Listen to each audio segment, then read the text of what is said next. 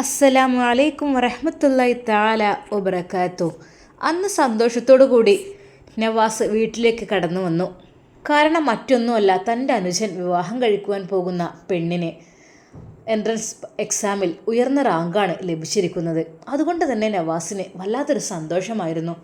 അതിൻ്റെ ഫലമായിക്കൊണ്ട് നവാസ് വീട്ടിലേക്ക് കേക്കും മിഠായിയും സ്വീറ്റ്സ് ഐറ്റങ്ങളെല്ലാം കൊണ്ടുവന്നിട്ടുണ്ട്. ഇതെല്ലാം കണ്ടും കേട്ടും നവാസിൻ്റെ ഭാര്യ ഫസീലക്ക് വളരെയധികം വിഷമത്തിലും ദേഷ്യത്തിൽ നിൽക്കുകയാണ്. സന്തോഷത്തോടെ നവാസ് ആ ഒരു സ്വീറ്റ്സുകൾ മക്കളെ വിളിച്ച് കൊടുക്കുന്നു. അവൾ ദേഷ്യത്തോടെ ചോദിച്ചു, എന്താണിതെന്ന് ചോദിച്ചു കേട്ടില്ലേ? എന്താ ഫസീല, നിനക്കിത് കണ്ടൂടെ? ഇത് കേക്ക്, പിന്നെ മക്കൾ കുറച്ച് ചോക്ലേറ്റ്സും കാര്യങ്ങളൊക്കെ ഉണ്ട്. എന്തിൻ്റെ പേരിലാണ് ഈ ഒരു കേക്ക്? അതാണ് ഫസീല ചോദിച്ചതിന് മറുപടി മാത്രം പറഞ്ഞാൽ മതി. എന്താ കേക്ക് എന്തിനായിരിക്കും സാധാരണയായിട്ട് കഴിക്കാൻ? നമുക്ക് എന്തെങ്കിലും സന്തോഷം ഉണ്ടാകുമ്പോൾ കേക്ക് വാങ്ങൽ പതിവാണല്ലോ. അതിപ്പോൾ എന്തപ്പോൾ ഇങ്ങനെയൊക്കെ ചോദിക്കാൻ? സത്യം പറഞ്ഞോളൂ, നിങ്ങൾ എന്തിൻ്റെ പേരിലാണ് ഈ കേക്കും സ്വീറ്റ്സും ഇന്നിവിടെ കൊണ്ടുവരാൻ കാരണം? ഞാനത് ഇടയ്ക്കിടയ്ക്ക് വാങ്ങാറുണ്ടല്ലോ. അല്ല, എന്തൊക്കെയുണ്ട്? എന്താ ഇവിടെ കാര്യമായിട്ട് നടന്നത് പറയും. അപ്പം നീ ഒന്നും അറിഞ്ഞില്ലേ? ആ ന്യൂസൊക്കെ ഒന്ന് എടുത്ത് നോക്കണേ. ന്യൂസ് പേപ്പറിലും വന്നിട്ടുണ്ട്. അതുപോലെ തന്നെ എല്ലാ മീഡിയക്കാരും ചാനലുകാരും എല്ലാം ന്യൂസാക്കിയിട്ടുണ്ടല്ലോ. അപ്പോൾ നീ ഈ ലോകത്തൊന്നല്ല, 24 മണിക്കൂർ ഓൺലൈനിൽ കാണും ചെയ്യും. എന്തപ്പോൾ ഇതൊന്നും അറിഞ്ഞില്ല? നീയേ അറിയാത്ത രൂപത്തിൽ ചോദിക്കണോ? എനിക്ക് ചിലതൊക്കെ അറിയാണ്ട്. എന്തപ്പോൾ നിങ്ങളുടെയൊക്കെ ഉദ്ദേശം? ആർക്കെങ്കിലും എന്തെങ്കിലും കിട്ടിയെന്ന് വിചാരിച്ചത് അതിങ്ങനെ കൊട്ടിപ്പാടാൻ മാത്രം ഇപ്പോൾ എന്താണുള്ളത്? അല്ല, എനിക്കിപ്പോൾ ഒരു കാര്യം മനസ്സിലായി. ഞങ്ങളോടൊന്നൊരു വാക്ക് ചോദിക്കാതെ ഉമ്മ നുസൈബയെ പഠിപ്പിക്കലായിരുന്നില്ലേ പണി? ഉമ്മാൻ്റെ പണി അതിന് വേണ്ടിയിട്ട് ക്യാഷ് ഇറക്കുമായിരുന്നില്ലേ?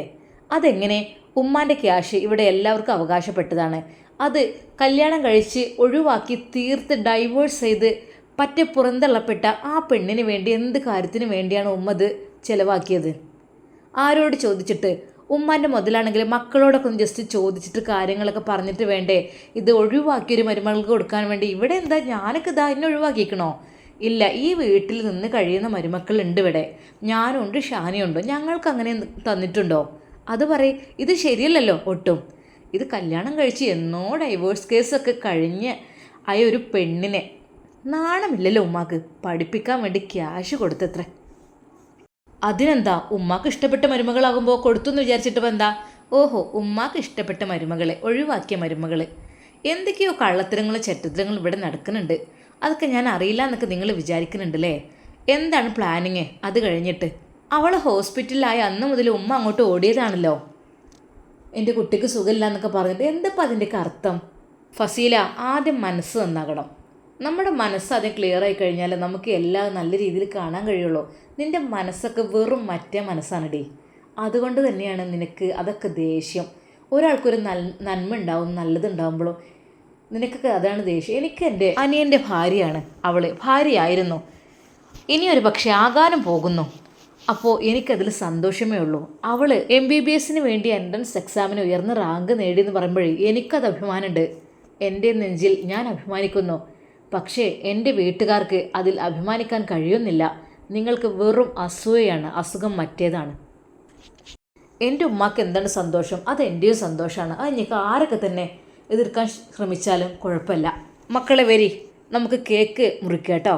അതേ, നമ്മളെ കുഞ്ഞാമ്മണ്ടല്ലോ, അവർ ഫുൾ മാർക്കോട് കൂടി എൻട്രൻസ് എക്സാമിൽ പാസ്സായിട്ടുണ്ട്.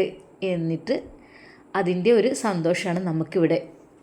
ആ കേക്കിൽ എഴുതിയ ആ ഒരു പേരും അഭിനന്ദനാർഹമായ അതെല്ലാം കൂടി കണ്ടപ്പോൾ ശരിക്കും ഫസീലക്ക് കലി തുള്ളി. അതേ, അവൾ ജയിച്ചിന് ഇവിടെ വെച്ച് കേക്ക് എന്തിനാ മുറിക്കുന്നത്? എടി മക്കൾക്കല്ലേ, അവർ സന്തോഷത്തോടെ തിന്നോട്ടെ, അതിന് നിനക്കെന്താ? അതെ, എൻ്റെ കുട്ടിയൊക്കെ ഒരു കഷ്ണം കേക്ക് ഇതിൽ നിന്ന് കൊടുക്കാൻ പാടില്ല. അവൾ ജയിക്കാതിരിക്കുക എന്തേ ചെയ്തോട്ടെ, അതിന് നിങ്ങൾക്കെന്താ എന്ന് പറഞ്ഞിട്ട് ഫസീല ഓടി വന്ന് ആ ഒരു കേക്ക് ടേബിളിൽ നിന്ന് തട്ടിത്തെറിപ്പിച്ച് താഴെ ഇടുന്നു.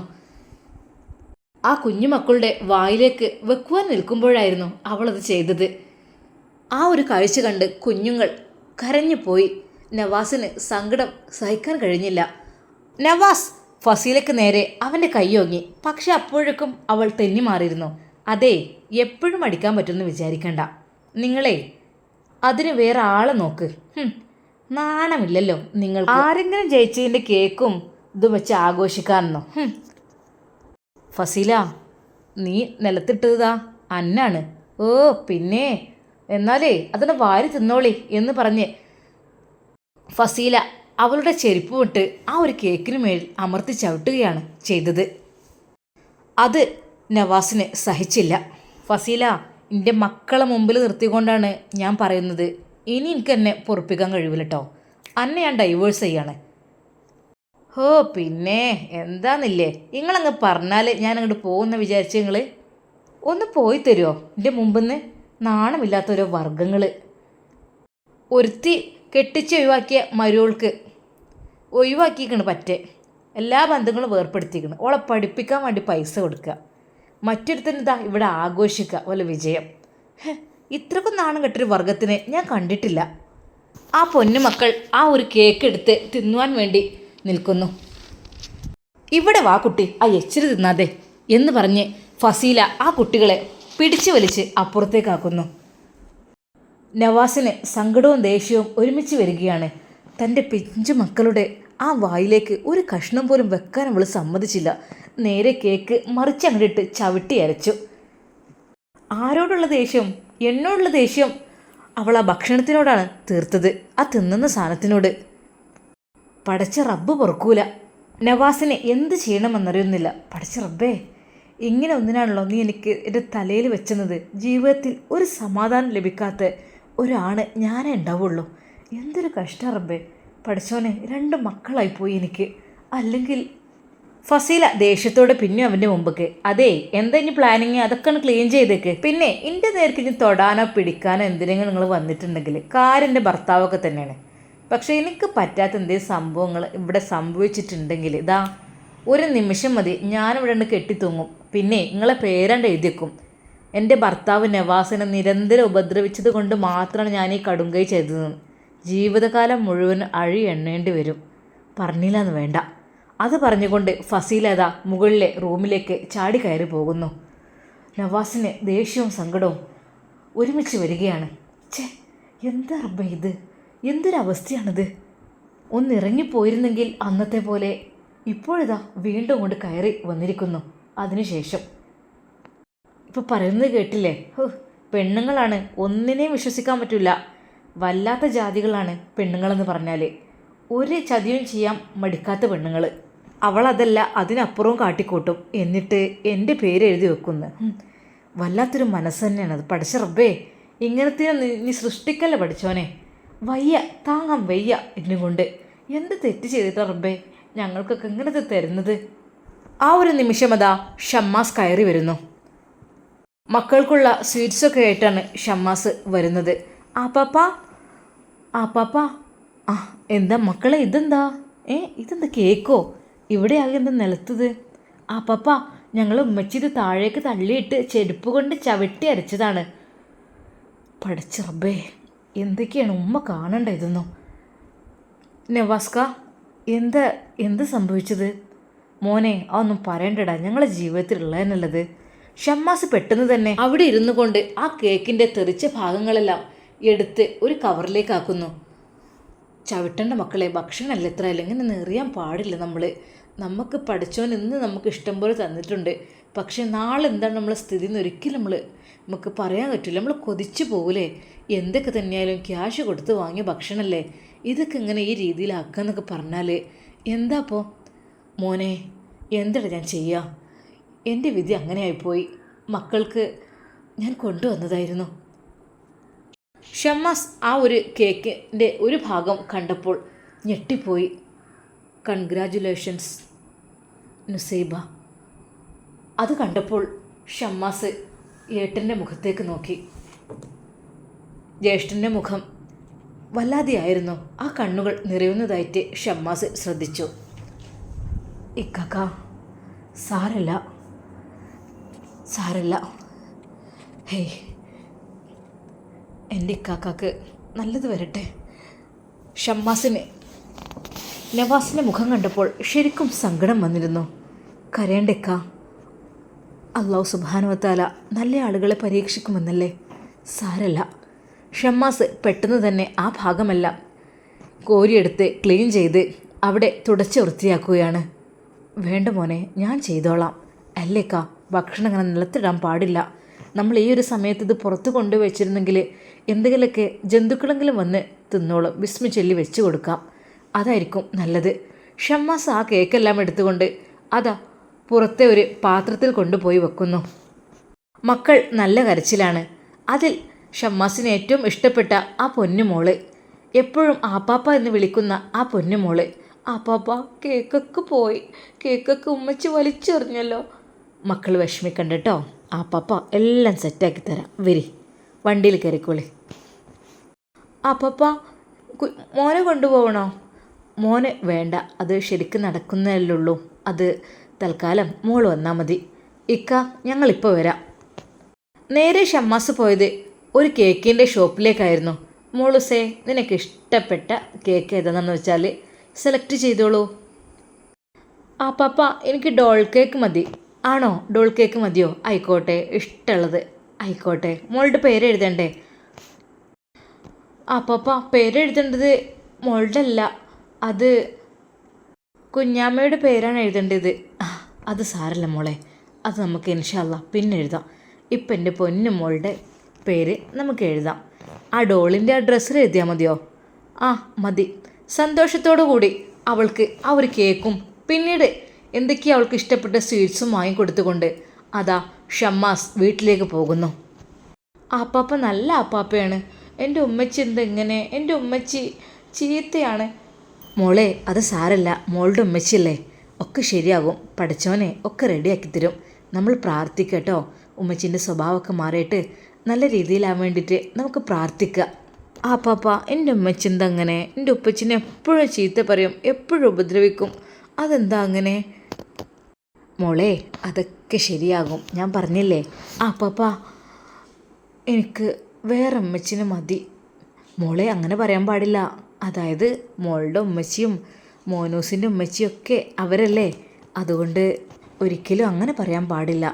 മോളുടെ ഉമ്മച്ചിൻ്റെ സ്വഭാവമൊക്കെ നന്നായി നല്ല ഉമ്മച്ചിയാകാൻ വേണ്ടിയിട്ട് നമുക്ക് പ്രാർത്ഥിക്കാം കേട്ടോ. വേറെ ആര് വന്നാലും ആ ഒരു ഉമ്മാൻ്റെ സ്നേഹം കിട്ടൂല. നിൻ്റെ ഉമ്മച്ചി എത്ര തന്നെ നിന്നെ അടിച്ചാലും തല്ലിയാലും നുള്ളിയാലൊന്നും വേറൊരു ഉമ്മച്ചിക്കും ആ ഒരു സ്നേഹം തരാൻ കഴിയൂല. വേണ്ട പാപ്പ, എൻ്റെ ഉമ്മച്ചി എപ്പോഴും ഉപദ്രവിക്കും. എൻ്റെ ഉപ്പച്ചി എപ്പോഴും ചീത്ത പറയും. പാവാണ് എൻ്റെ ഉപ്പച്ചി. റൂമിൽ വന്നാൽ തുടങ്ങും ചീത്ത പറച്ചിൽ. മോളെ, സാരല്ല, ഒക്കെ ശരിയാവും കേട്ടോ. അല്ല പാപ്പ, എന്നാ ഇനി കുഞ്ഞാമ്മ വരിക? മോളെ, അതൊക്കെ ദിവസങ്ങളുണ്ട്. ഒക്കെ ഇൻഷാ അല്ലാ വരും. മോൾക്ക് എന്താണെന്ന് വെച്ചാൽ വേണ്ടിച്ചാൽ ആ പാപ്പ വാങ്ങിത്തരും കേട്ടോ. ഉപ്പച്ചി പറഞ്ഞല്ലോ, കുഞ്ഞാമ്മക്ക് നല്ല ഫസ്റ്റ് റാങ്കൊക്കെ കിട്ടിയിട്ടാണ് കേക്ക് കൊണ്ടുവരും എന്നൊക്കെ ഉപ്പച്ചി പറഞ്ഞിരുന്നു രാവിലെ. അങ്ങനെ ഞങ്ങൾ ആകാംക്ഷയോടെ പ്രതീക്ഷയോടെ കാത്തിരിക്കുകയായിരുന്നു. അപ്പോഴാണ് കേക്ക് കൊണ്ടുവന്നത് സന്തോഷത്തോടെ. പക്ഷെ ഉമ്മച്ചി അത് സമ്മതിച്ചില്ല മുറിക്കാൻ. ഉമ്മച്ചി അത് നിലത്തേക്ക് മറിച്ചിട്ടാണ് ചെയ്തത്. സാരല്ല മക്കളെ, അതെ, ഉമ്മച്ചിക്ക് ചിലപ്പോൾ എന്തെങ്കിലും ടെൻഷൻ തോന്നിയിട്ടുണ്ടാവും, അതുകൊണ്ടായിരിക്കും. അല്ലാതെ നിങ്ങളോട് ഇഷ്ടമില്ലായിട്ടും കുഞ്ഞാമ്മയോട് ഇഷ്ടമില്ലായിട്ടും ഒന്നും ആവില്ല. ഒക്കെ റെഡി ആവട്ടോ. നമ്മൾ പ്രാർത്ഥിക്കുക, നമ്മൾ ഉമ്മച്ചിക്ക് വേണ്ടിയിട്ടും ഒക്കെ നല്ല രീതിയിൽ പ്രാർത്ഥിക്കുക. ഷമ്മാസ് ആ കുട്ടിക്ക് നല്ലത് തന്നെ പറഞ്ഞു കൊടുത്തു. കാരണം ഒരിക്കലും മാതാപിതാക്കളെക്കുറിച്ച് എത്ര ദുസ്വഭാവമുള്ളവരാണെങ്കിലും അവരെക്കുറിച്ച് മറ്റൊന്നും കുഞ്ഞുങ്ങൾക്ക് പറഞ്ഞു കൊടുക്കാൻ പാടില്ല എന്നാണല്ലോ. അതുകൊണ്ട് തന്നെ അവരുടെ നല്ല വശം മാത്രം പറഞ്ഞു കൊടുക്കുക.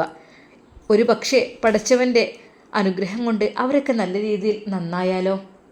എല്ലാം നന്നാവണം, എല്ലാവരും നന്നാവണം എന്ന് തന്നെയാണ് ഷമ്മാസിനും ആഗ്രഹം.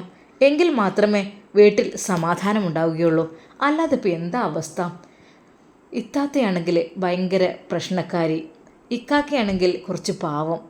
എന്തൊക്കെ തന്നെയായാലും എന്ത് ചെയ്യാൻ, അങ്ങനെ ആയിപ്പോയി. ഇനി പറഞ്ഞിട്ട് കാര്യമില്ല. രണ്ട് മക്കളും അവരുടെ ഇടയിൽ എന്നായിരിക്കും പഠിച്ചോനെ ഇവരുടെ ദാമ്പത്യ ജീവിതം ഒന്ന് ശരിയായി കാണുക. പാവം ഇക്കാക്ക് ഒരുപാട് അനുഭവിക്കുന്നുണ്ട്, ഒരുപാട് ചീത്ത കേൾക്കുന്നുണ്ട് ഇത്താത്തയുടെ അടുക്കൽ നിന്ന്. എന്നാൽ ഈ സമയം സോഷ്യൽ മീഡിയയിലൊക്കെ ഒരു കാര്യം വൈറലായിരുന്നു. അത് മറ്റൊന്നുമല്ല, നുസൈബയെ വിജയത്തെക്കുറിച്ചുള്ള കാര്യങ്ങൾ, നുസൈബയുടെ ഉപ്പയോട് ചോദിച്ച കാര്യങ്ങൾ. എൻ്റെ കുട്ടിയുടെ ആഗ്രഹം എന്ന് വെച്ചാൽ അവൾക്ക് പഠിക്കാൻ നല്ല താല്പര്യമായിരുന്നു. പക്ഷേ സാമ്പത്തികമായി ഞങ്ങൾ കുറച്ച് പിന്നോക്കമായതുകൊണ്ട് തന്നെ ഞങ്ങൾക്ക് അതൊരിക്കലും മുഴുവനാക്കാൻ കഴിയുമെന്ന് തോന്നുന്നില്ല. എന്തൊക്കെ ആണെങ്കിലും പലരുടെയും പിന്തുണ കൊണ്ട് നമ്മൾക്ക് ആ ഒരു എൻട്രൻസ് കോച്ചിങ്ങിന് പോകാനുള്ള ഇത് കിട്ടി. എന്തായാലും ഒരിക്കലും എൻ്റെ മോൾക്ക് ഇത്രയും ഒരു ഉയർന്ന റാങ്ക് കിട്ടും എന്നുള്ള കാര്യം ഒരിക്കലും ഞാൻ പ്രതീക്ഷിച്ചിട്ടില്ല. ഇനി ഒരു പക്ഷേ നിങ്ങളുടെ മകൾ ഡോക്ടറായി കഴിഞ്ഞാൽ അത് എങ്ങനെയായിരിക്കും?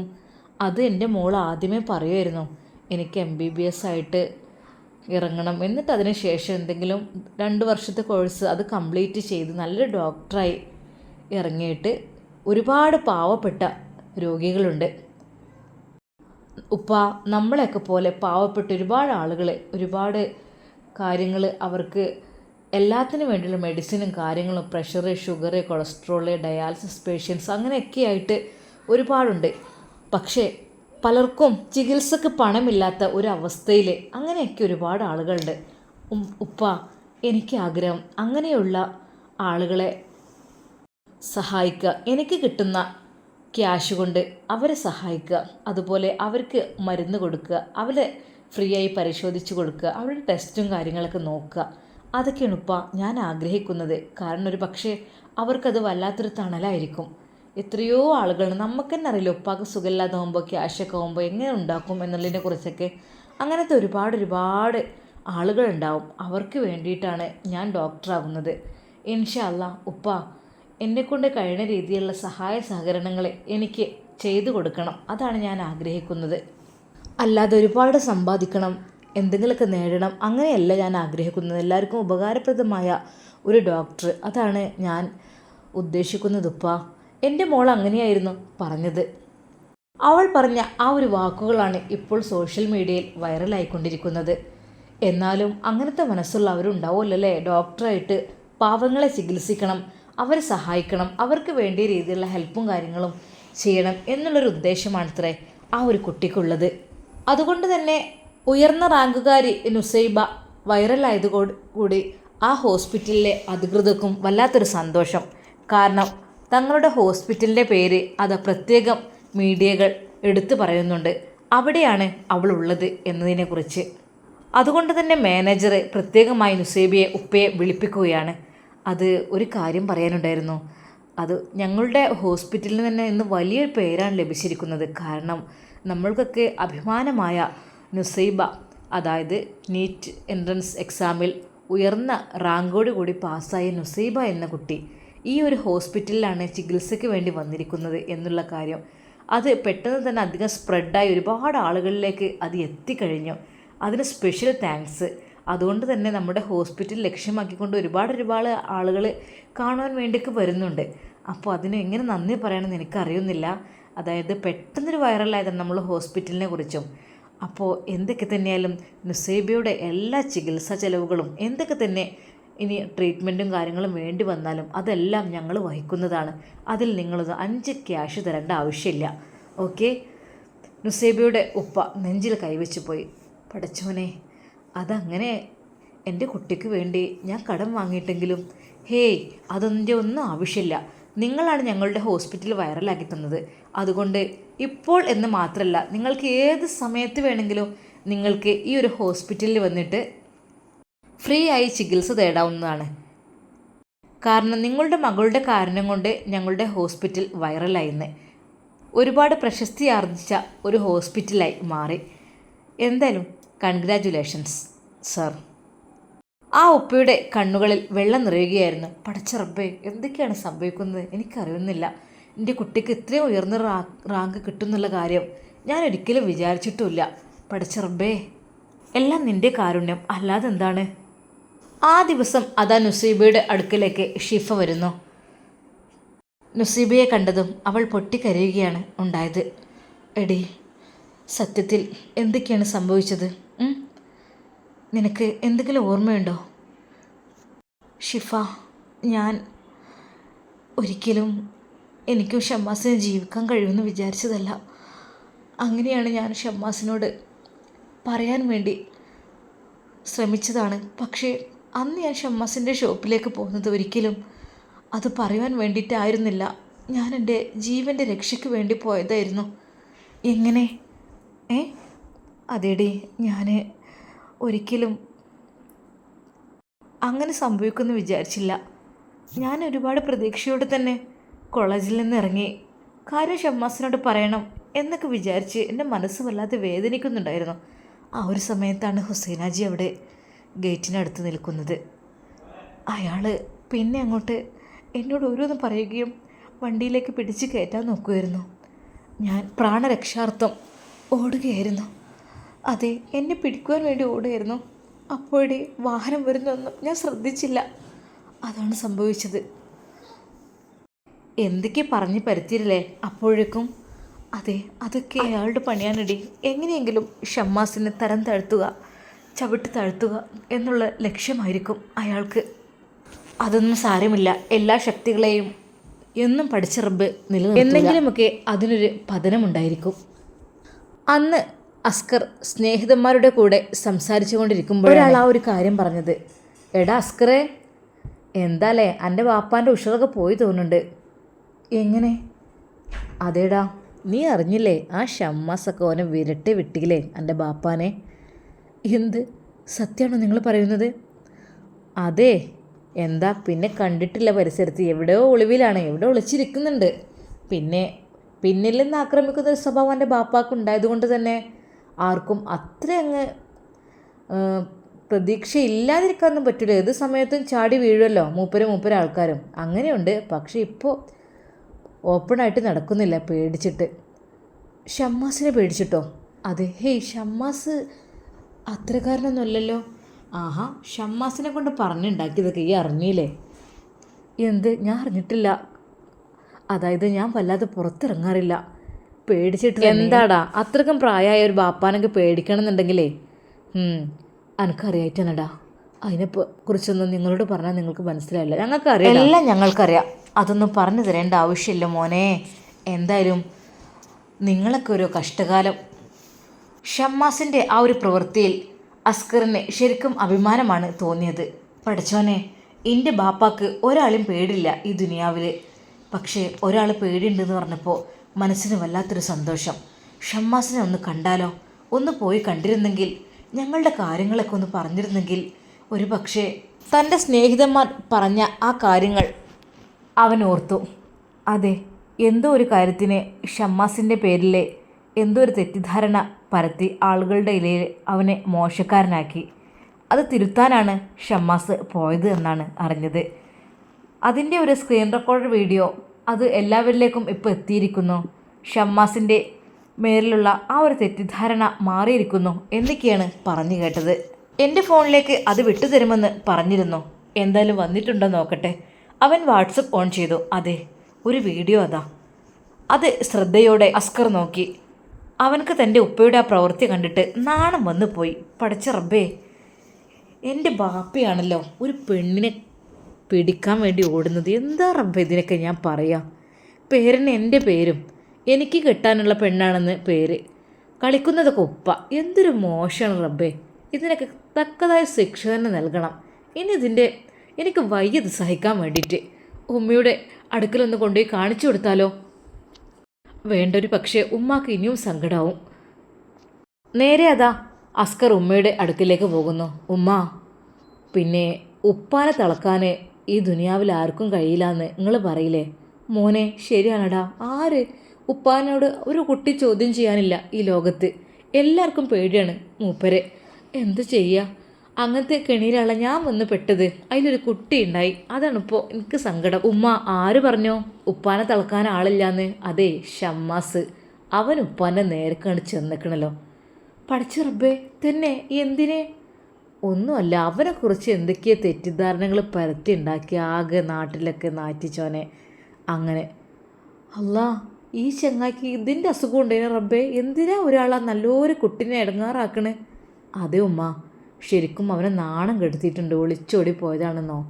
ആ പെണ്ണില്ലെന്നോ സേബ, ഫസ്റ്റ് റാങ്കുകാരി? അതെ, അവളുടെ കൂടെ ഒളിച്ചോടി പോയിന്നോ എന്തൊക്കെയോ പറഞ്ഞ് നാണം കെടുത്തിയിട്ട് ആകെ വഷളാക്കിയിട്ടുണ്ട്. എവിടെ? അതിനു മുമ്പുള്ള കഥകളൊക്കെ കേട്ടാൽ നമ്മൾ നെട്ടിപ്പോവും. മോനെ, എന്താണ് ഉമ്മ? അത് നിങ്ങളോട് ഞാൻ പറയുന്നില്ല. മോനെ, ഈ എന്നോട് പറഞ്ഞോ? കൺമുമ്പിൽ വെച്ചിട്ടാണ് എൻ്റെ ഉപ്പാൻ്റെ ഓരോ കാട്ടിക്കൂട്ടലുകൾ ഞാൻ കണ്ടിട്ടുണ്ടത്. അതൊക്കെ കണ്ട് ഞാൻ ഒരുപാട് സഹിച്ചു. സ്വന്തം ഭാര്യൻ്റെ മുമ്പിൽ വെച്ച് ഭർത്താവ് മറ്റൊരു പെണ്ണിനെ ഓരോന്ന് കാട്ടിക്കൂട്ടൽ എന്തായിരിക്കും സ്ഥിതി? അവളോട് കിന്നരിക്കുക, അവളോട് ശൃംഗരിക്കുക, കിന്നാരം പറയുക, അവളെ തോണ്ടുക, അവളെ കളിപ്പിക്കുക, അങ്ങനെ ഓരോന്നൊക്കെ ഭാര്യൻ്റെ മുമ്പിൽ വെച്ച് ചെയ്താൽ എത്ര വേദന ഉണ്ടാവും. എത്രക്കും ഞാൻ സഹിച്ചിട്ടുണ്ട് മോനെ. എനിക്കൊന്നും ഒരു വിഷയമില്ല.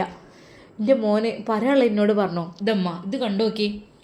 ആ ഒരു ഭാഗം അതാ ഉമ്മയും ശ്രദ്ധിച്ചു നോക്കുന്നു. ആ ഒരു വീഡിയോ, അതെ, ഹിജാബ് ധരിച്ച പെൺകുട്ടി ഗേറ്റ് കടന്നു വരുന്നതും തൻ്റെ ഭർത്താവ് അതാ അവളോട് എന്തൊക്കെ സംസാരിക്കുന്നതും കാറിൽ കയറാൻ പറയുന്നതും അവൾ അതിനെതിരെ പ്രവർത്തിക്കുന്നതും അവളുടെ പിന്നാലെ അതാ കൂടെ ആ മജീദുണ്ട്. കള്ള മജീദ് ചങ്ങായാണ്, എല്ലാത്തിൻ്റെ ഏജൻറ്റ്.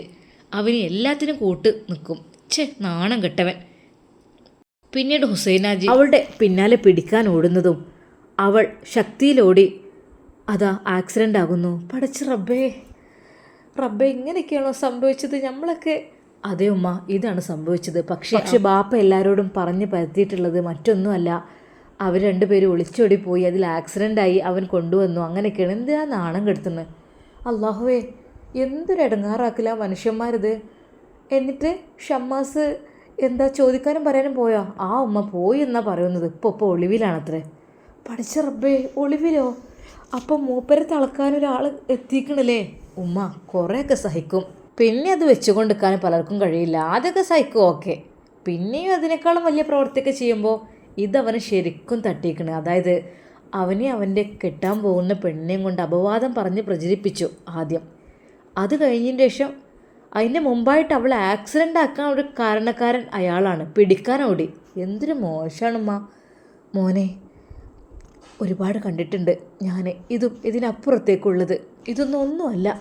പെണ്ണുങ്ങൾ അതിൽ നിന്ന് കൊടുക്കുന്നവരുണ്ട് എൻ്റെ കൺമുമ്പിൽ വെച്ച് ഓരോന്ന് ചെയ്യാൻ. സത്യം പറഞ്ഞാൽ ഞാൻ എൻ്റെ ഹൃദയമാകെ മരവിച്ചു പോയിരുന്നു. കരഞ്ഞ് എൻ്റെ കണ്ണിൽ കണ്ണീര് പറ്റിയിരുന്നു. സത്യമായിട്ടിടാ, എൻ്റെ ബാപ്പാനെ തളക്കാൻ ഒരാളെങ്കിലും ഇറങ്ങിയല്ലോ, ഒരാൾക്കെങ്കിലും ധൈര്യം കിട്ടിയല്ലോ.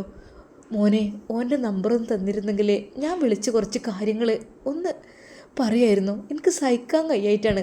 പോലീസിൽ വരെ ഞാൻ ഏൽപ്പിച്ചു. പക്ഷേ അതിന്നൊക്കെ മൂപ്പരിറങ്ങി. കാരണം ഇറക്കാൻ ആളുടെ അങ്ങനെയൊന്നല്ല വേണ്ടത്. നേർക്ക് നേരെ യുദ്ധം ചെയ്യുന്ന ഒരു ആൺകുട്ടീനെ തന്നെയാണ് ആവശ്യം. അതെ, അതിന് അത്രക്കും ധൈര്യം കാണിച്ചത് ഷമ്മാസാണ്. വേറൊരു കുട്ടിയും അതിന് ധൈര്യം കാണിച്ചിട്ടില്ല. അത് ഇതിൽ നന്നായി കയ്യിൽ കിട്ടണം. കയ്യിൽ കിട്ടിയിട്ട് രണ്ടെണ്ണം കൊടുക്കണം. എൻ്റെ ഭർത്താവ് ആയതുകൊണ്ട് പറയില്ല, എനിക്ക് അത്രക്കും ഞാൻ ഇടങ്ങാറായി പോയിട്ടുണ്ട്. അയാളെ കൊണ്ട് സഹിച്ചിട്ടുണ്ട് ഒരുപാട്. അപ്പോൾ ഒരിക്കലും വെറുതെ വിടരുത്. എൻ്റെ ബാപ്പാക്ക് കണക്കിന് കിട്ടണം, ഷമ്മാസിൻ്റെ കയ്യിൽ നിന്ന് തന്നെ. അത് അവനോട് ഞാൻ വിളിച്ച് പറയും. എന്നിട്ട് നടക്കാൻ പറ്റാത്ത രീതിയിൽ മൂലക്കിലാക്കണം. ഉമ്മ, അതൊന്നും നമ്മൾ പറയേണ്ട ആവശ്യമില്ല.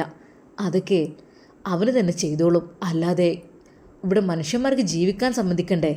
ഒരാൾ ഇഷ്ടപ്പെട്ട് കഴിഞ്ഞ് കല്യാണം കഴിക്കാൻ സമ്മതിക്കൂല, വേറൊന്നിനും സമ്മതിക്കൂല. ഒക്കെ മൂപ്പർക്ക് ഇങ്ങനെ ഇഷ്ടം. അതേ മോനെ, നാട്ടിലൊരു സുന്ദരി പെണ്ണുണ്ടെങ്കിൽ അത് അയാളതാണ്. അത് അയാൾ സ്വന്തമാക്കും. അതാണ് അയാളുടെ ആഗ്രഹം. അങ്ങനെ ഇതുവരെ നടന്നിട്ടുള്ളൂ. ഇനി അത് നടക്കാൻ പാടില്ല.